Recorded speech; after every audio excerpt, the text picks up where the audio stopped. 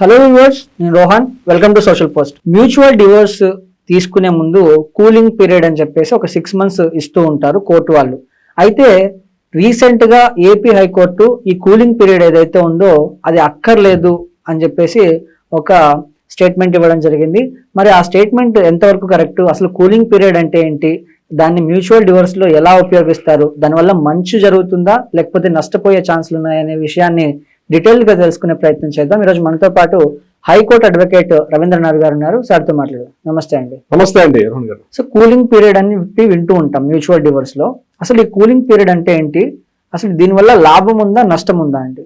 భార్యాభర్తల మధ్య డివోర్స్ అన్న విషయం మీద కోర్టుకి అప్పీల్ చేసుకునే సందర్భంలో కోర్టు 2 రకాలుగా ఉంటాయి ఈ డివోర్స్.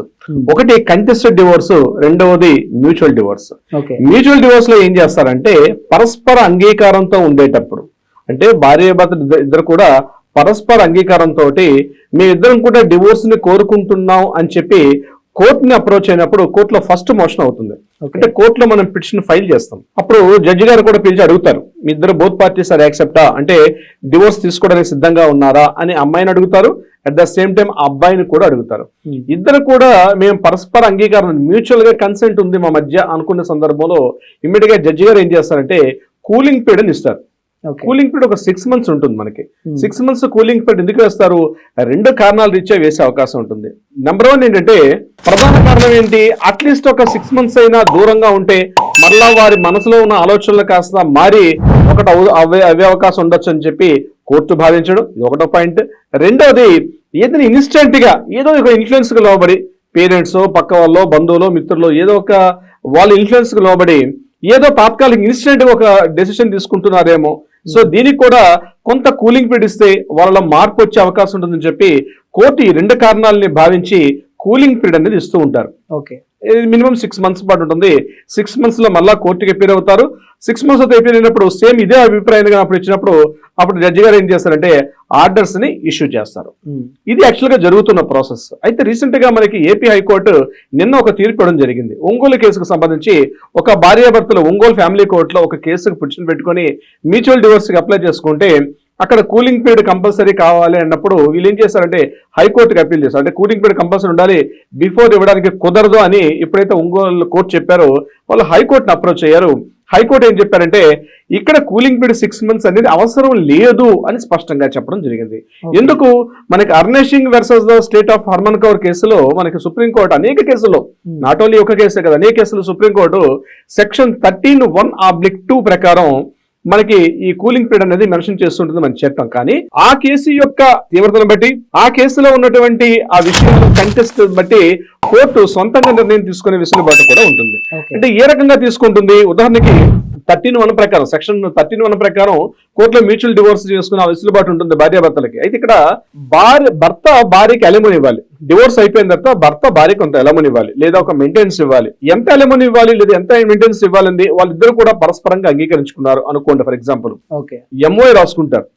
ఎంఓఐ రాసుకునే క్రమంలో ఏం చేస్తారంటే ఉదాహరణకి అమౌంట్ పార్ట్ వస్తుంది, క్యాష్, ఎంత క్యాష్ ఇస్తున్నాం, ఇంకా మళ్ళీ ఆ అమ్మాయి మళ్ళీ తన పైన కేసు పెట్టకూడదనో, లేకపోతే ఆ అమ్మాయితో పాటు ఈ ఫైనల్ మ్యాటర్ అనమాట. అంటే ఎంఓయు క్లియర్ గా రాసుకుంటారు.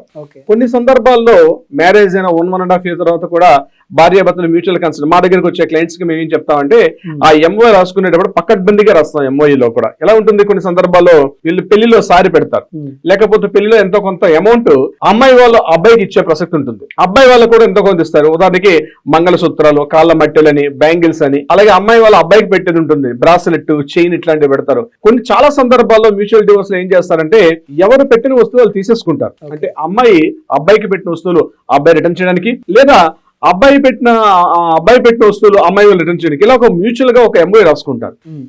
ఎన్ని రోజుల్లో క్లియర్ చేయాలి, ఎప్పట్లో క్లియర్ చేయాలి, క్యాష్ రూపంలో కానీ, అంటే అమౌంట్ కూడా ట్రాన్సాక్షన్ జరిగి ఉంటే ఆ అమౌంట్ ఎన్ని రోజుల్లో క్లియర్ చేసుకోవాలి, ఎలా క్లియర్ చేయాలని చెప్పి ఒక కంప్లీట్ ఒక స్టాండర్డ్ ఫార్మాట్ లో మేమేం చేస్తామంటే బీయింగ్ అడ్వకేట్స్ గా మేము ఒక ప్రొఫార్మ్ తయారు చేసి ఒక ఎంఓఐ రాస్తాం. బోత్ పార్టీస్ సంతకాలు పెడతారు, అందులో సిగ్నేచర్స్, సాక్షి సంతకాలు కూడా పెడతాం.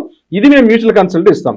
ఈ ఏదైతే ఎంఓయు తయారు చేసినటువంటి డ్రాఫ్ట్ అనేది అక్కడ కోర్టు యాక్సెప్టెన్స్ ఇచ్చినప్పుడు కోర్టులో అందులో ఉన్నటువంటి విషయాలను కూడా వాళ్ళు పిలిచి మీరు ఓకేనా, అంటే మీరు తీసుకున్నట్టు అలిమోని విషయంలో కానీ మెయింటెనెన్స్ విషయంలో కానీ, ఒకవేళ పిల్లలు ఉంటే పిల్లలు ఎవరి యొక్క కస్టడీలో ఉండాలి, అంటే మదర్ దగ్గర ఉండాలా, ఫాదర్ దగ్గర ఉండాలా, వాళ్ళ యొక్క మెయింటెనెన్స్ ఏం చేయాలంటే out side of the court, out side of the court బయటనే కూర్చుని మాట్లాడుకుని, ఇప్పుడు మాలాంటి అడ్వకేట్స్ ఉన్నాం, ఫ్యామిలీ కోర్ట్స్ లో మేము అందులో ఎక్స్పర్ట్స్ గా ఏం చేస్తాం అంటే రెండు పార్టీలను కూర్చోబెట్టి వాళ్ళని కంప్లీట్ గా క్లియర్ గా మేము మెన్షన్ చేసి ఒక డ్రాఫ్ట్ రాస్తాం. ఈ డ్రాఫ్ట్ మేము కోర్టులో ప్రొడ్యూస్ చేసేటప్పుడు బోత్ పార్టీస్ యాక్సెప్టెడ్, విల్లింగ్ ఉన్నారు, ఎవ్రీథింగ్ ఇస్ క్లియర్, ట్రాన్స్పరెన్సీ ఉంది. అటువంటి సందర్భాల్లో కోర్టు కూలింగ్ పీరియడ్ అనేటువంటి ఏదైతే 6 months పీరియడ్ ఉందో దాన్ని వేవ్ చేసే అవకాశం కూడా ఉంటుంది. డెఫినెట్ గా మనం అప్లై చేసే 1-2 months లో కూడా కోర్టులో డిగ్రీ వచ్చే ఆర్డర్స్, అంటే కోర్టులో మనకి ఆర్డర్స్ కూడా వచ్చే అవకాశం కూడా ఉంటుంది. ఇది కూలింగ్ పీరియడ్ సంబంధించిన విషయం. బట్ ఏదైతే ఏపీ హైకోర్టు ఈరోజు మనకి ఇచ్చినటువంటి తీర్పు ఏదైతే ఉందో, కూలింగ్ పీరియడ్ అన్నది మ్యాండేటరీ కాదు. సెక్షన్ 13(2) ప్రకారం కూలింగ్ పీరియడ్ ఏదైతే ఇచ్చారో ఇది కంపల్సరీ మ్యాండేటరీ కాదు. ఆ కేసుకు సంబంధించి ఆ కేసులోని వివరాలు బట్టి కానీ క్లియర్ గా ఒక డాక్యుమెంటేషన్ పక్కాగా ఉండే సందర్భంలో అది మన మైండ్ లో పెట్టుకోవాల్సిన అవసరం లేదు. క్లియర్ గా వాళ్ళకి డివోర్స్ ఇచ్చే అవకాశం ఉంటుందని చెప్పి నిన్న ఏపీ హైకోర్టు కూడా స్పష్టం చేశారు రోహన్ గారు. అయితే దీనివల్ల మంచి జరిగే ఛాన్సులు ఉన్నాయా, లేకపోతే ఏమైనా నష్టపోయే ఛాన్సులు ఉన్నాయా? మంచి నష్టం అని మనం క్వశ్చన్ చేయలేం కానీ అంటే రోహన్ గారు, మెయిన్ ఏంటంటే ఇక్కడ పాయింట్, ఇన్ని రోజులు కూడా ఎందుకు వేస్ట్ చేయాలి? 6 months పాటు కూడా ఇప్పుడు అబ్బాయికి ఏదో వేరే జాబ్ రావచ్చు, లేదా అమ్మాయికి ఏదైనా వేరే జాబ్ వచ్చే అవకాశం ఉంటుంది, లేదా జాబ్ పాయింట్ ఆఫ్ వ్యూ అబ్రాడ్కి వెళ్ళే అవకాశం ఉంటుంది. ఇలాంటి సమయంలో ఇది ఒక గాయం అలా కంటిన్యూగా కోర్టులో రిజల్ట్ ఎస్ఆర్ని అంటే ఈ వైపు ఆ వైపు డెసిషన్ తీసుకోకుండా కోర్టులో ఉండేదానికన్నా ఇట్లా కోర్టు దీన్ని కరెక్ట్ గా ఇవి డాక్యుమెంటేషన్ అంతా పక్కాగా ఉండేటప్పుడు కోర్టు ఈ రకంగా లేకపోవడం చాలా వరకు చాలా మా క్లయింట్స్ కూడా అంటారు, సార్ ఏం సార్ ఎవ్రీథింగ్ ఇస్ ఓకే అనుకున్నాం, బట్ లాస్ట్ మినిట్ లో మాకు కూలింగ్ పీరియడ్ ఏంటి, అసలు మేము వద్దనే కదా అప్లై చేసాం అంటారు. సో అటువంటి సందర్భాల్లో కూలింగ్ పీరియడ్ తీసేయడం చాలా మంచిది. కానీ కొన్ని సందర్భాల్లో అంటే ప్రాపర్ గా ఎంఓఏ రాసుకోకుండా, ప్రాపర్ గా అండర్స్టాండింగ్ లేకుండా, ఏదో తాత్కాలికంగా ఆవేశంలోని ఇరుగు వాళ్ళు, పొరుగు వాళ్ళు, బంధుమిత్రులు చెప్పారని చెప్పి అలా కోర్టుకు వచ్చే సందర్భాల్లో మాత్రం ఇక్కడ కూలింగ్ పీరియడ్ చాలా వరకు ఫేవర్ అవుతుంది. కొన్ని సందర్భాల్లో మనం రీసెంట్ గా మనం కేసులు కూడా చూసాం. యూపీలో కేసు ఫైల్ చేసుకున్నారు, మ్యూచువల్ డివోర్స్ వచ్చేసింది. జడ్జి గారు తీర్పు ఇస్తారు అనుకున్న సమయంలో ఆ వైఫ్ ఏం చేశారంటే, జడ్జిమెంట్ వచ్చిన సమయంలో వైఫ్ ఇమీడియట్ గా టర్న్ అయిపోయి హస్బెండ్ వైపు తిరిగి ఒక్కసారి కోర్టులోకి వెళ్ళి హక్ చేసుకొని మా మధ్య మాకు డివోర్స్ వద్దని చెప్పినటువంటి ఒకటి కేసును కూడా మనం రీసెంట్ గా చూస్తాం. సో కూలింగ్ పీరియడ్ అలాంటి సందర్భాల్లో యూజ్ అవుతుంది. అంటే ఈవెన్ దో డివోర్స్ కోర్టులో కేసు వెళ్ళినప్పుడు కూడా ఆ పర్టికులర్ కేసు సంబంధించి వాళ్ళ పేరెంట్స్ ఇంట్లో బాగాలేనప్పుడు, వాళ్ళ ఫైనాన్షియల్ గా టైట్ ఉన్నప్పుడు ఈ అబ్బాయి ఏం చేశాడంటే వాళ్ళకి అన్ని విధాల సపోర్ట్ చేశాడు. సో అంటే చెడు చేసిన వాళ్ళకు కూడా మంచి చేశాడు. అది దృష్టిలో పెట్టుకొని అక్కడ కోర్టులోనే వాళ్ళందరూ జడ్జిలు అందరూ చూస్తున్నప్పుడు కూడా వాళ్ళిద్దరు హక్ చేసుకొని మేము మమ్మల్ని విడగొట్టొద్దని చెప్పి వాళ్ళు అట్లా ప్రాధాయపడడం కూడా మనం సీన్ చూసాం. అలాంటి సందర్భాల్లో కూలింగ్ పీరియడ్ అనేది కొన్ని రకాలుగా ఉపయోగపడుతుంది. సో సిచ్యుయేషన్స్ బట్టి, కేసుని బట్టి, కేసు యొక్క డెన్సిటీ, కేసు యొక్క ఫ్రీక్వెన్సీని బట్టి కూడా ఇలాంటివి మనకి యూజ్ అవడం అన్నది ఉంటుంది రోహన్ గారు. అయితే రవీంద్రనాథ్ గారు, ఈ మధ్య కాలంలో డివోర్స్ కేసులు అనేవి విపరీతంగా పెరిగిపోయాయి. అది మ్యూచువల్ డివోర్స్ కావచ్చు, కంటెస్టెడ్ డివోర్స్ కావచ్చు, ఏవైనా అలాంటి కేసులు చాలా మనం చూస్తూ ఉన్నాం. అలాంటి వాళ్ళు ఎవరైనా మిమ్మల్ని అప్రోచ్ అవ్వాలంటే ఎలా అండి? తప్పనిసరిగా రోహన్ గారు కింద స్కూల్తో మిమ్మల్ని కాంటాక్ట్ చేయండి.